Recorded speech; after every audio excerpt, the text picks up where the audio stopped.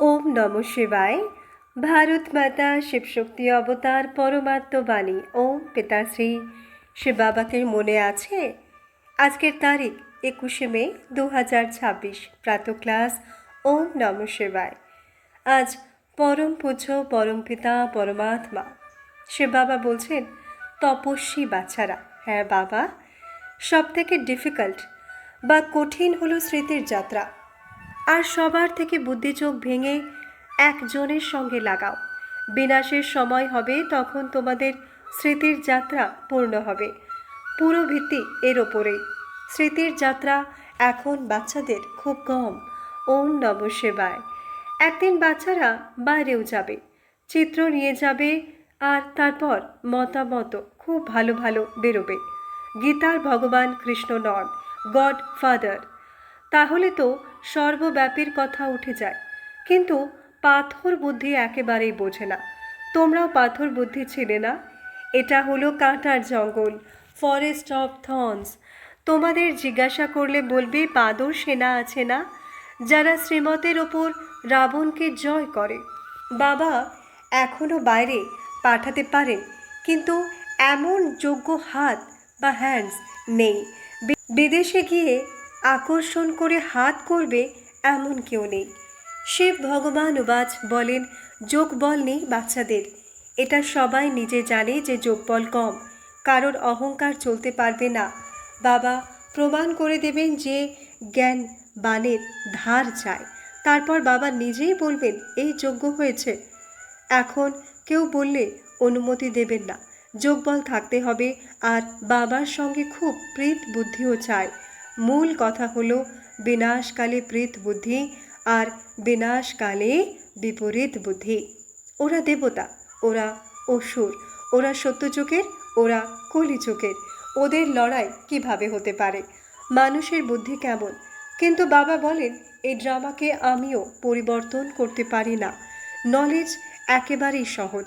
শব্দ হলো ভগবান উবাচ, দেহ সহিত দেহের সব সম্বন্ধ ছেড়ে নিজেকে আত্মা মনে করে আমাকে স্মরণ করো, তবে সাজা ছাড়াই বাড়ি চলে আসবে।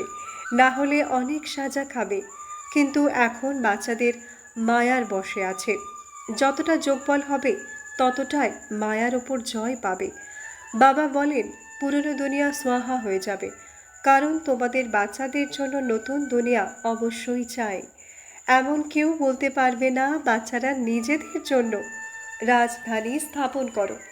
নিজেকে রাজযোগের তিলক দেওয়ার যোগ্য বানাও। স্মৃতির যাত্রার চন্দন ঘষো, তবেই তোমরা বিশ্বের মালিক হয়ে যাবে। বাচ্চারা বোঝে এইভাবে আমরা রাজত্ব নিতে পারি। শুধু সময় লাগে, কারণ যুদ্ধ আছে। আসুরি সম্প্রদায় দৈবী সম্প্রদায় হতে চাওয়াদের দুঃখ দেয়। এইসব ড্রামা তৈরি হয়ে আছে, ঠিক ঠিক হতে থাকে। ড্রামার চক্র ঘুরতে থাকে। তোমরা বাচ্চারা জানো কোথা থেকে টিকটিক শুরু হয়েছে, কোথায় পৌঁছেছে। তাই বাবা বলেছিলেন, সেকেন্ডের হিসেবও বের করো। তোমাদের বুদ্ধিতে পুরো ড্রামা চলতে থাকে। যার যা পার্ট তাকে তাই অভিনয় করতে হবে, অন্য কেউ করতে পারবে না। সময় কেটে যাচ্ছে, এমন কেউ নেই যে বুঝবে এটা ড্রামা। প্রতি 5,000 বছর পর এটা চলতেই থাকবে। বেহাদের ঘড়ি, এটা লিভার ঘড়ি, খুব অ্যাকিউরেট। এই সৃষ্টিরূপী চক্র ঘুরতে 5,000 বছর লাগে। তোমরা বলবে এখন এত সময় পার হয়েছে, সময় জিজ্ঞাসা করলে কটা বেজেছে? বলো, হদের জিজ্ঞাসা করছো না বেহাদের? বেহাদের ঘড়িতে বাকি এত সময় হয়েছে, হদের এই সময়, বেহাদের সময় এই। অবাক হবে। এই ওয়ান্ডারফুল কথাগুলো শিখে নাও। কাউকে জিজ্ঞেস করা উচিত, সময় তো বলো। বেহাদের বলো, হদের নয়। আপনি বলতে না পারলে আমরা বলছি, আমি কোনো হদের বলছি না। বেহাদের ঘড়িতে এত বছর হয়েছে, বাকি 5,000 পূর্ণ হতে এত বাকি আছে। এটা ওয়ান্ডারফুল কথা না? পুরো ড্রামা হুবহু রিপিট হতে থাকে। একবার অনাদি শ্যুট করা হয়, তা চলতেই থাকে। এতে সবাই এসে যায়। রোগ ব্যাধি ইত্যাদি সেখানে নাম নিশান থাকবেই না। সেখানে প্রতিটি জিনিস নতুন হবে। নতুন নতুন রোগ তো এখানে অনেক বেরোতে থাকে। এই সৃষ্টির চক্র কিভাবে ঘোরে এটা বোঝানো সহজ। এটা জানো না আমি কি ছিলাম, তারপর কি কি পার্ট, অভিনয় করে এসেছি। বাচ্চাদের বাবা বলেন নিজের চার্ট রাখো, তবে ভুল ত্রুটি জানা যাবে। চরিত্র নষ্ট হয় বেকার থেকে। এটা হলো বিষাক্ত দুনিয়া, দেবতাদের হলোই নির্বিকারী দুনিয়া। দৈবী চরিত্র যাদের মহিমা করা হয় না, বাচ্চারা জানে আমরা 5,000 বছর আগে নতুন দুনিয়ায় দেবী দেবতা ছিলাম, বাজলি খেলে এসেছি। বিরাট রূপে চটি দেখানো হয়নি। মুখ আর কপাল আলাদা না, দেবতাদের মুখ দেখানো হয়েছে, কপালের মুখ্য হলো চটি। আগে চটি আর পইতে নিশানি হতো। এই সব কথা তোমরা বাচ্চাদের খেয়ালে আছে। আত্মা কত ছোট, এতে সামান্য তফাৎ হতে পারে না। আত্মারা তো সবাই একই রকম না। আত্মা বিন্দু, আর বাকি পুরো খেলা এই শরীরের সাথে চলে। বাবা কত ওয়ান্ডারফুল, আবার ওয়ান্ডারফুল হলো আত্মা। এই সব আত্মাদের তিনি ফাদার। তো এমন এমন পুরুষার্থের বিচার চলে না, খুব সূক্ষ্ম নলেজ তোমরা বাচ্চারা পাচ্ছ। সবার থেকে অবাক করার বিষয় হলো কত ছোট আত্মা, কত পার্ট অভিনয় করছে। শরীরও দেখো কিভাবে তৈরি হয়, কেমন কত রকমের জানোয়ার, জীব জন্তু ইত্যাদি হয়। এত বড় বড় হয় যে সমুদ্রে নেমে সেই জানোয়ারদের পিঠে খাবার ইত্যাদি বানায়, আর সমুদ্র থেকেই কত খাবার মানুষ খায়। অর্ধেক পেট সমুদ্র থেকে ভরে। সত্য যুগে কি আর সমুদ্রের খাবার খেতে হবে? সবার থেকে ওয়ান্ডারফুল হলো আত্মা, তার পার্ট কখনো শেষ হয় না। তাই বাবা বলেন আমি গুহ গুহ ওয়ান্ডারফুল কথা শোনাই। স্টুডেন্ট কি কখনো বলে আমাদের টিচার মনে পড়ে না? বাচ্চারা বলে কি যে বাবা মনে পড়ে না? এখানে আছে মায়া, যা বাচ্চাদের বাবাকে ভুলিয়ে দেয়, স্টুডেন্টকে টিচার ভুলিয়ে দেয়, ফলোয়ার্সের গুরু ভুলিয়ে দেয়। মায়া তিনজনকেই ভুলিয়ে দেয়। বাবা বুঝিয়েছেন আমি হলাম একজন খুব বড় বেহাদের মালি। তো তোমরা জানো এই মালির নিজের বাগান দেখে কত খুশি হয়। অনেক রকমের বাগান আসে, এতে সব রকমের ফুল থাকে। কেউ গোলাপের, মতিয়ার, কেউ চম্পার, কেউ টগর, কেউ আকন্দ ফুলও আছে। তো মালির নজর কার উপর যাবে? নিশ্চয়ই গোলাপ ফুলের ওপরেই যাবে। হ্যাঁ, এটাও জানি সব রকমের ফুল আমার সামনে বসে আছে। তো কি আকন্দের ওপর নজর যাবে? আকন্দকে ভালোবাসবে না, সেখান থেকে ভালোবাসা সরে গিয়ে যা গোলাপ ফুল হবে সেখানে গিয়ে পড়বে। তাই বাবা বোঝাচ্ছেন বাচ্চারা কোনো গাফিলতি করো না, প্রতিটি কথায় শ্রীমতের ওপর চলো, কোনো প্রকারের লোভ ইত্যাদি করো না।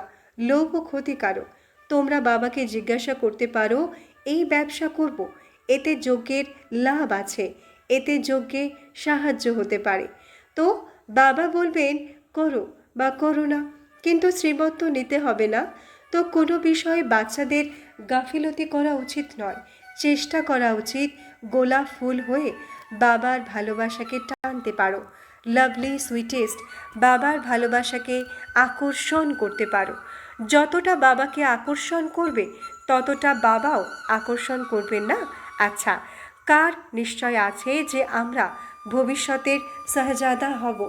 সঙ্গমযোগী হলো যখন এই প্রশ্ন জিজ্ঞাসা করেন। তোমরা জানো রাজবংশের স্থাপনা হচ্ছে, তো নিশ্চয়ই স্টুডেন্টের এই খেয়াল হবে আমরা প্রিন্স হব। নিশ্চয় বুদ্ধিদের নিশ্চয়ই অপার খুশি হবে। কার নিশ্চয় আছে আমরা এই শরীর ছেড়ে প্রিন্স হব? সবাই হাত তুলেছে। বাচ্চাদের এত খুশি থাকে, তো সবার মধ্যে পুরো দৈবী গুণ থাকা উচিত। যখনই নিশ্চয় আছে, নিশ্চয় বুদ্ধি মানে বিজয় মালায় গাঁথা হওয়া, মালার দানা হওয়া, শাহজাদা হওয়া। বাচ্চাদের যখন এত খুশি আছে তো বাপদাদারও নিশ্চয়ই হবে। কেউ এমন ভুল করলে বলবো হাত তুলেছিলে শাহজাদা হব, আবার ভুল কত নাজুক করো। সত্যি বাচ্চারা পুরুষার্থ সত্য হৃদয় করে। একদিন হবে যখন ভারতের রাজযোগ শিখতে সব বিদেশিরা আবুতেই আসবে, আর কোথাও নয়। কে আছে যে প্যারাডাইস স্থাপনা করেছে? কল্প আগেও হয়েছে, তো নিশ্চয়ই মিউজিয়াম তৈরি হয়ে যাবে। এখানে প্রদর্শনী সবসময়ের জন্য লাগানো উচিত। আমরা ভারতের সেবা করি, এতে অনেকের কল্যাণ হবে, বিশেষ করে যারা কাছের লোক। একে ঈশ্বরীয় মিশন বলা হয়। জিজ্ঞাসা করলে এদের হেড কে? আরে এটা তো ঈশ্বরীয় মিশন, তো আর হেড কে হবে? তো এটাও যজ্ঞের সাহায্য করতে হবে। টাকা ইত্যাদি খরচ ইত্যাদির কথা নয়, বাবাকে ডাকেও, এসো, এসে আমাদের তমপ্রধান থেকে শতপ্রধান বানাও। বাবা বলেন, আমি আসবো কোথায়? তমপ্রধান মানুষদের কিছুই জানা নেই, তো ঘণ্টা রেখে দিয়েছে, শিবের নামরূপ যুক্ত রেখে দিয়েছে, শঙ্করকেও নামরূপ যুক্ত রেখেছে। তিনি নিরাকার, তিনি সাকার, দুজনকে এক করে দিয়েছে।